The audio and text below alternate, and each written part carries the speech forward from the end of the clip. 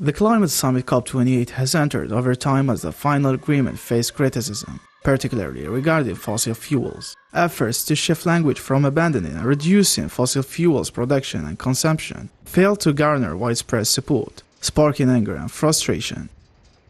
I definitely sensed many countries not supporting this text because it wasn't ambitious enough.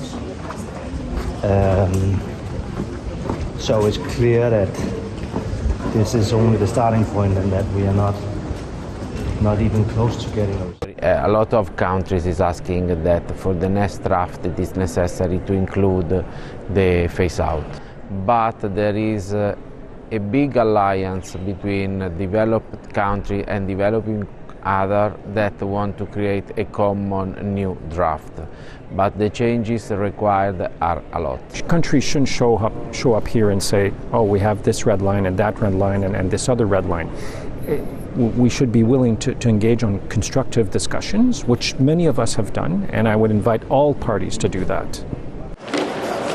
Unable to reach consensus, the UAE presidency had to release a new draft, aiming to find common ground on a unified approach to the future of fossil fuels. Majid Suwaidi, the Director General of COP28, acknowledged the challenges amid a charged atmosphere of disagreements and divisions.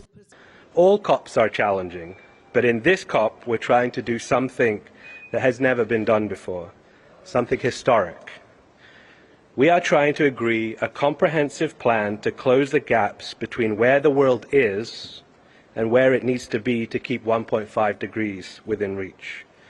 Washington Jakarta, the Director of Climate Change Management in Zimbabwe, left the African group plenary, expressing dissatisfaction with negotiations. His departure reflects the overall disconnect within the African group regarding the ongoing discussions.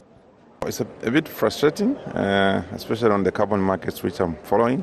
We thought we could have agreed by now so that we could have the compliance market up and running next year. But as things stand, today is the last day, we're still negotiating.